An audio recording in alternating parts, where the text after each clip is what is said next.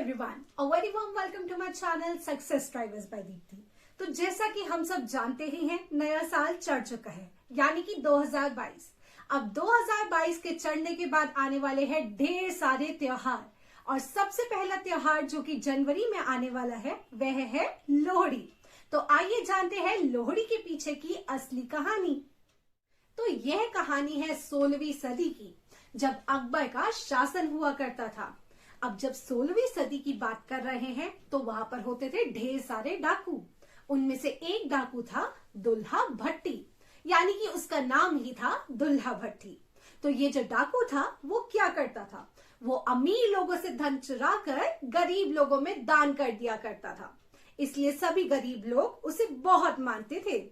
अब बात करते हैं, एक गांव में एक ब्राह्मण रहता था।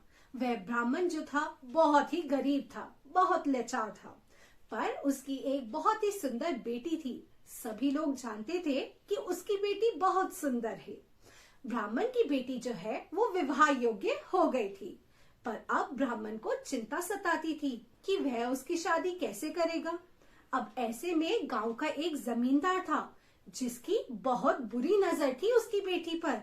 वह चाहता था कि वह ब्राह्मण की बेटी को अगवा करके उससे शादी कर ले, उससे विवाह कर ले।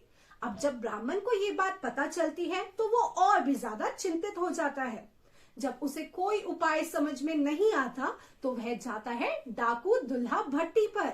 जब डाकू दुल्हा भट्टी को वो सभी बातें बताता है तो दुल्हा भट्टी ब्राह्मण की बेटी को अपनी बेटी मानकर उसे अपने साथ ले जाता है। अब जब लड़की विवाह के योग्य हो गई थी तो दुल्हा भट्टी वाला उसके लिए एक योग्य वर ढूंढ लेता है। अब जब अच्छा वर मिल जाता है तो वह उसके विवाह के बारे में सोचता है। अब दुल्हा भट्टी वाले के पास कुछ पैसा नहीं था, कुछ धन नहीं था, तो वो घर घर जाता है और वहां से दान इकट्ठा करता है। दान इकट्ठा करने के बाद वह लड़की की शादी को अच्छे से संपन्न करता है।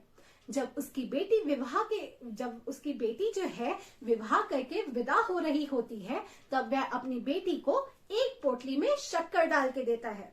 तो यह कहानी है लोहड़ी के पीछे की। अब मुझे लगता है कि आप सभी को समझ में आ चुका होगा कि लोहड़ी क्यों मनाई जाती है। So I think that you all loved this video. If you loved it, do not forget to like, share and subscribe my video. Thank you so much for watching. Bye bye.